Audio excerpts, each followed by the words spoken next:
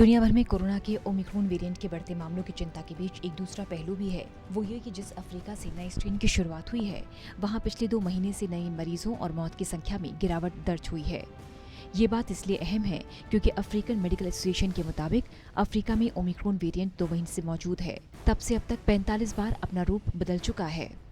इसके बावजूद मौतों की संख्या में कमी आ रही है। कई देशों ने लगाया अफ्रीका के 8 देशों पर ट्रैवल बैन। कोरोना का नया ओमिक्रॉन वेरिएंट दुनिया भर की सुर्खियों में है। एक कर कई देशों का अफ्रीका के 8 देशों पर ट्रैवल बैन का सिलसिला जारी है। अब तक कई देश अफ्रीका महाद्वीप के दक्षिण अफ्रीका, बोत्सवाना, लिथोसो, मोजाम्बिक, नामीबिया, जिम्बाब्वे और मालावी की उड़ानों पर प्रतिबंध लगा चुके हैं। लेकिन ओमिक्रॉन की नो एंट्री के इस फॉर्मूले का कई वैज्ञानिकों और WHO ने विरोध किया। वैज्ञानिकों के मुताबिक नए वेरिएंट के बारे में अभी ज्यादा पता नहीं है। दुनिया भर में चंद ही केस सामने आए हैं।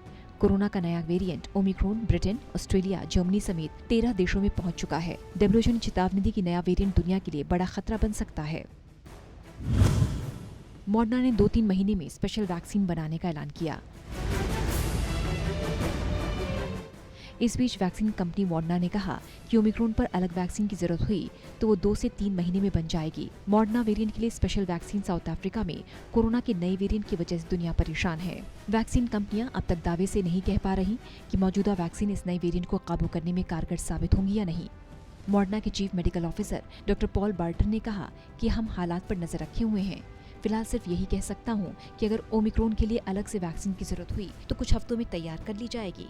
कुछ एफिशिएंसीज पर रिसर्च कर रहे हैं। हम उन लोगों की सैंपल्स की जांच भी कर रहे हैं जो वैक्सीनेट होने के बावजूद इस वेरिएंट से पॉजिटिव हो गए। भारत ने अफ्रीकी देशों की फ्लाइट्स पर क्या फैसला लिया? कोरोना के नए वेरिएंट को लेकर पूरी दुनिया में सजगता के बीच भारत ने भी इससे निपटने की तैयारियां तेज कर दी हैं। ओमिक्रॉन के खतरे को देखते हुए पीएम मोदी की अगुवाई में शनिवार को हुई आपात बैठक, जिसमें इंटरनेशनल फ्लाइट से आने वाले यात्रियों की कड़ी निगरानी करने और खासतौर पर जोखिम वाले देशों से आने वाले यात्रियों की कड़ी टेस्टिंग और स्क्रीनिंग करने को कहा गया। साथ ही सरकार ने 15 दिसंबर से सभी इंटरनेशनल फ्लाइट्स पर रोक हटाने के अपने आदेश की समीक्षा कर रही है। फिलहाल उड़ानों की 100% बहाल नहीं होगी। भारत ने फिलहाल अफ्रीकी देशों की फ्लाइट्स पर बैन नहीं लगाया है, लेकिन एहतियातन यूरोपियन यूनियन के साथ ही South Africa, Brazil, Britain, Bangladesh, Mauritius, Singapore, Hong Kong, New Zealand, Zimbabwe, Israel को जोखिम वाले देशों की सूची में रखा है। फ्लाइट्स के जरिए कैसे फैल रहा कोरोना का नया वेरिएंट?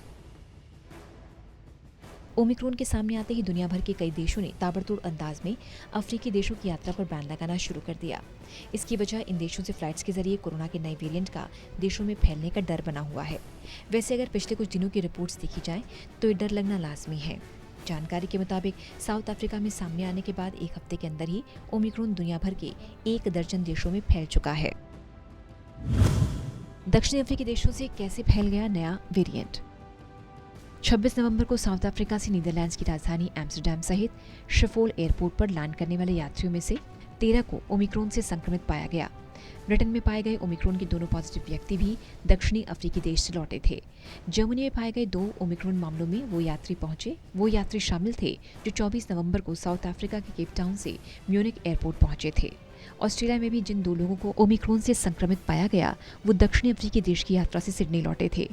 इजराइल में मिला एक ओमिक्रॉन संक्रमित एक व्यक्ति अफ्रीकी देश मलावी से लौटा था। वहीं अब ओमिक्रॉन के खतरे को देखते हुए इंटरस्टेट लेवल पर भी प्रतिबंध कड़े हो रहे हैं।